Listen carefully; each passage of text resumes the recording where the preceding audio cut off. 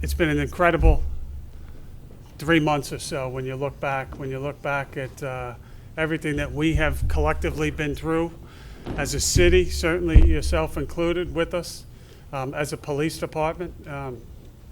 You look back a little further, bail reform into COVID, as we're coming out of COVID, and we hit a moment in time. I don't know how else you describe it, what we are going through right now. But so I think that when you're in the middle of a crisis or a point in time like this, I think it's sometimes you can't see the big picture. I always tend to be a big picture type of person, and it's tough. It's tough at times like this, but I think it's important to level set. Oh, hi, John Miller. You didn't introduce John as a member of the media back there. I was going to, but I see John as well.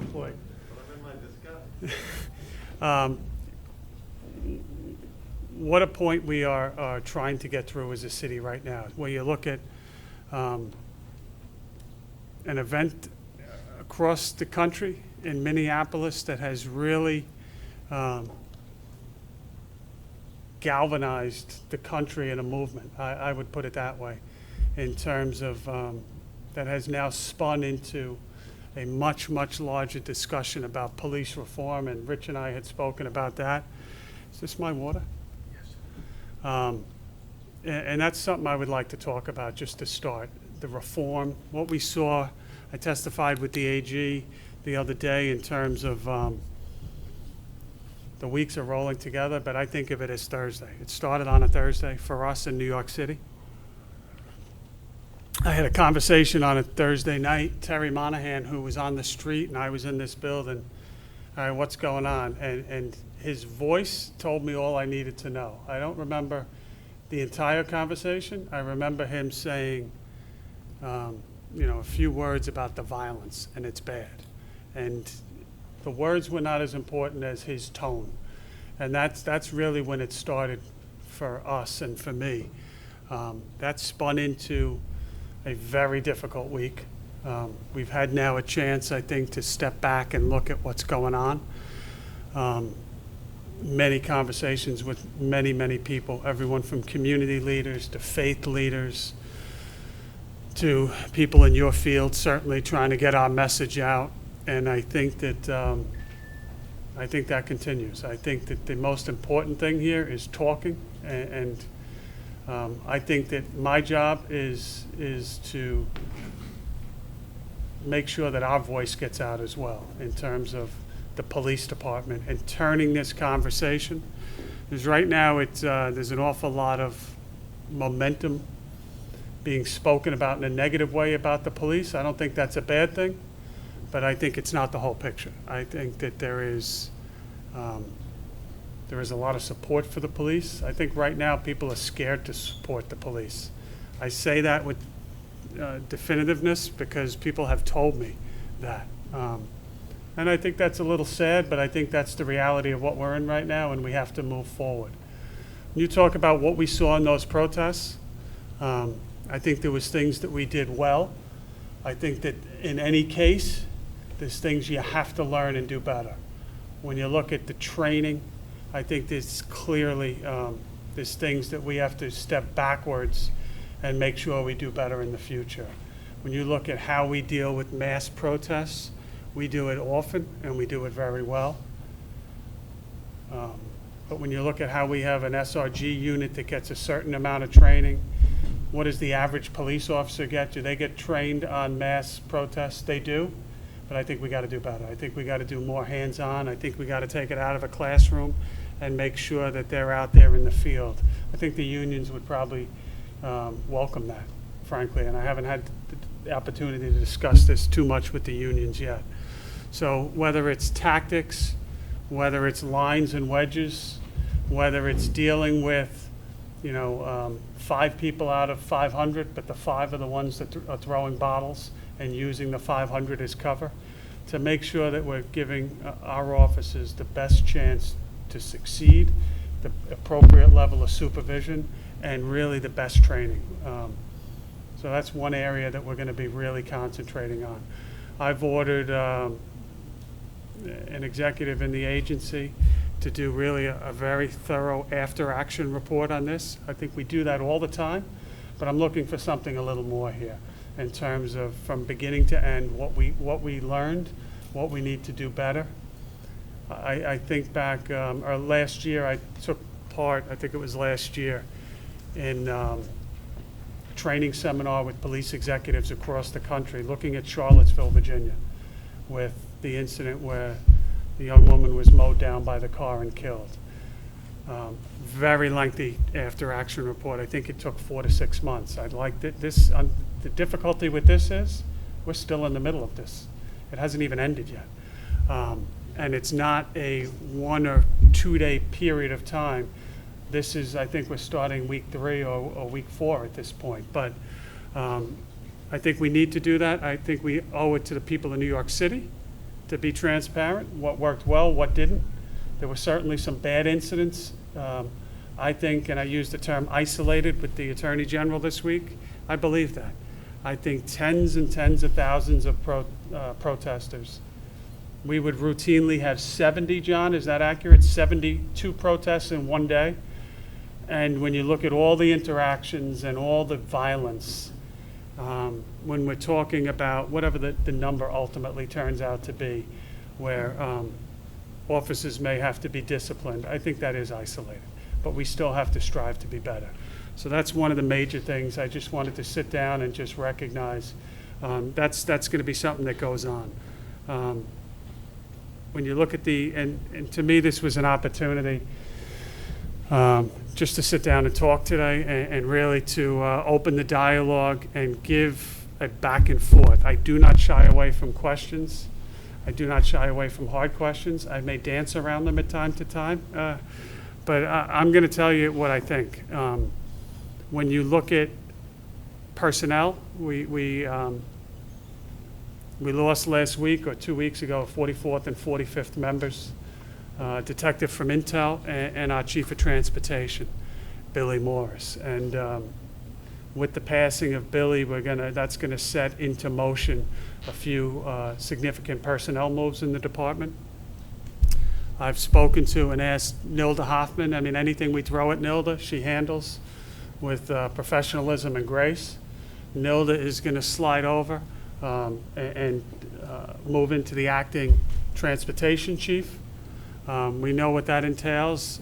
It's a lot of interaction, certainly with different advocacy groups in New York City. It's certainly with Commissioner Trottenberg, Polly, at DOT, certainly a lot of interfacing with City Hall on Vision Zero, and we know how important that is to the administration.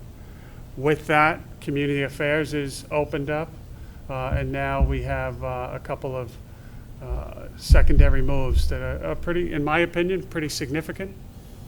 I look at Community Affairs probably a little differently than many people have historically. I think it's crime fighting. I think that there is nothing more important right now than thinking outside the box, building trust, engaging with the public. I had this discussion with Kevin Williams, who's the executive officer of Patrol, yesterday. Right now we see nothing or we see a bad video. We need to see basic everyday interactions. And that's exactly why, you know, when you think of Terry Monahan, Rodney Harrison, all the work we put into neighborhood policing, that is what is going to build trust. That is what is going to change this narrative that I believe is a false narrative, that the cops are bad. I don't believe New Yorkers feel that for a second. I think they want to hold people accountable, but I think they love their cops and want more cops, but they want fairness. Into that role, I am thrusting Jeff Madry. I think it's probably one of the worst kept secrets in a while. Jeff has succeeded anywhere he's been. I think he's extremely well respected. He's moving up from Patrol Borough Brooklyn North to really take a look at a blank slate in community affairs and forget what it looks like. What should it look like? What is community engagement in the 21st century? I know he will do a fabulous job. I really do. I have tremendous respect and confidence in the work that he's going to do. When you look at New York City as a whole, and you think of What I have always loved about it is I said this, you walk 2 blocks and you're in a different world. You will go from Jackson Heights, you go to Corona, you drive 5 minutes and you're in Jamaica, you could be in Brooklyn, and different cultures, different ecosystems. When you look at all different parts of the city, though, a couple stand out as challenging, and where we put some of our really capable people to balance that trust and community and crime.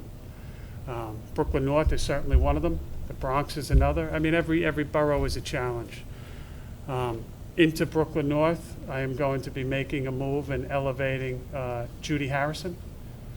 She is going to be receiving a 2nd star and moving from special victims to the commander of Brooklyn North. Judy is somebody that I've watched for years. I first met her grilling her at Comstat, and I was very impressed how she handled herself professionally, caring about the cops, but also caring about the community, and taking her job extremely seriously. I think she's incredibly well-rounded, and I think Brooklyn North, she has a lot of work ahead of her, but I think Brooklyn North is really, really going to be in good hands. That's with the untimely passing of Billy Morris, our beloved chief and friend. Those high-level executive positions have opened up. I'll just talk for a minute. I'm looking at my notes here about a couple topics, and Rich, you can give me the plug. You can give me the hook, and I really want to hear from questions. I think it's more worthwhile. But my concerns, public safety, absolutely first and foremost. When you look at some of the metrics that we've seen across New York City, there's some members of, that I talk to on a daily basis around the room. From the beginning, I've said that, the loss of life and the danger with COVID, but always in the back of my mind was the financial impact. And we're starting now to really get close to significantly feeling that as the budget is worked out and what that will ultimately look like. It's a challenge already, right now, with public safety. I'm not going to waste time talking about bail reform and everything that has happened in earlier months this year. I've said probably to some of you on interviews that I think a storm is coming, and unfortunately I think I'm right. And we're starting to see significant upticks in crime, particularly in violence. And it could get worse. When you think of New York City not yet opened, I think if you walk around New York City, whether it's trains, driving, or walking, you'll feel that New York City is different. The vibrancy and the people aren't there yet. When the people come back, there's an opportunity for crime. We still see robberies down, but we don't see the school robberies. We don't see the youth robberies. We don't see some of the crimes that simply can't take place because of the state that the city is in right now. I have spoken about that balance in criminal justice for a long time in terms of policing. You know how proud I am of this agency and what we've done in cutting arrests so far, cutting stops, cutting summonses, and keeping crime down. That people around the world, whether it's Australia, whether it's Scandinavia, whether it's mainland Europe, whether it's other states in this country, South America, Canada, come to New York City and say, how are you doing it? That was only 12 months ago, maybe 12, 18 months ago. We know how to police in this city, and we also know when something's broke. You cannot keep people safe without keeping bad, dangerous people off the streets. You can try, you can make some mistakes, and you can learn from them, but they should be the exception, not the norm. So when you talk about things such as diversion and supervised release, those are all worthy goals. But you need accountability, and you need to ask the hard questions too. And you hear terms such as supervised release right now, that is a fallacy. There is no supervision. There is just release. And you are seeing the repercussions of that across the city. I don't know what the right number of incarceration is. I wish it was 0. I think we know that that's not possible. But 22,000, I think, in Rikers Island, to 15, to 10, to 7, to 5, to under 4, I think it is now. Add to that the parole populations in prison. You know, releasing people is a novel, just, worthwhile goal. Releasing people to homeless shelters is a recipe for disaster. It is, and I think everyone realizes that. There is no safety net. Often we don't even have a clue where they are. They go from prison to parole. You may as well slap a parole warrant on half of them, because that's what it seems like. Where is the resources for parole to really adequately supervise people? And the people that are suffering are the people in New York City and New York State, in my opinion. Ask the questions, how many people have been released to parole and then victim of a homicide? How many have overdosed on drugs in the last 12 months? Nobody's even asking these questions. It can't just be about a number with the prison population, because every action has a consequence. And we're seeing the consequences of some of these policy decisions. And the people that are feeling it are the people that are trying to work, do the best they can, and raise a family in New York City. I took a drastic step last week. People love it, people hate it. People outside love it and hate it. People internally in the police department. I thank the people that have the courage to tell me, bad idea, because I hear it all. I stand by that decision, but it was not without risk. And it cannot work if we don't have a functioning criminal justice system. We have thousands of cases that are moving through the system and not moving at all. We have thousands of cases where people have been arrested and not even charges brought up against them because they've been deferred. I don't understand how you can have Supreme Court hearings taking place, but you can't arraign, have a grand jury, do it virtually, do something. This is what government exists for, to keep people safe. And people are not safe right now as they should be. And the answer to it cannot be send out 6 cops in every precinct and stop a number of people and keep stopping people with no consequences. We need consequences. I'll finish with probably the toughest topic, and it's why we're here, race. When you look at what brought us here from Minneapolis, I think race is the topic. I think back to last year when Jimmy O'Neill was here as the commissioner. We had many forums at an executive level in this room and other rooms on race, outside consultants brought in. And it's something obviously that pulls up the most passion from people. In this department, when you look at a department that is minority majority, what makes this department so strong, I think, is the diversity of thought, opinion. Cops don't have one opinion. Cops have the same opinions that you have on a train car going through Grand Central Station. People have different thoughts, different ideas. We're calling on those as part of what we're doing now. Tanya Meisenholder, our Deputy Commissioner, Equity and Inclusion, I've asked her to really convene some focus groups. The early information that we're getting is she's literally overwhelmed with how many people want to participate with thoughts, with ideas. I'm talking about internal NYPD employees on what we can do better. There is no one voice for a person in a blue uniform. We have a diversity of thoughts and ideas. And I think ultimately as we move out of this period, please Lord, sooner more than later, and get this city back on track, I think that'll take us where we want to go.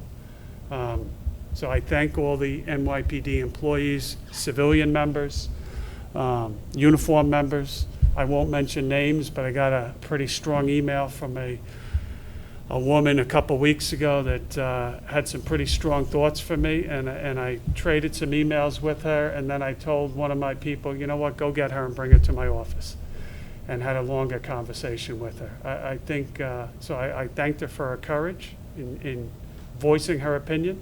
Doesn't mean I agree with everything that she said, but I certainly respected and heard her. I think that we need to hear each other a lot better.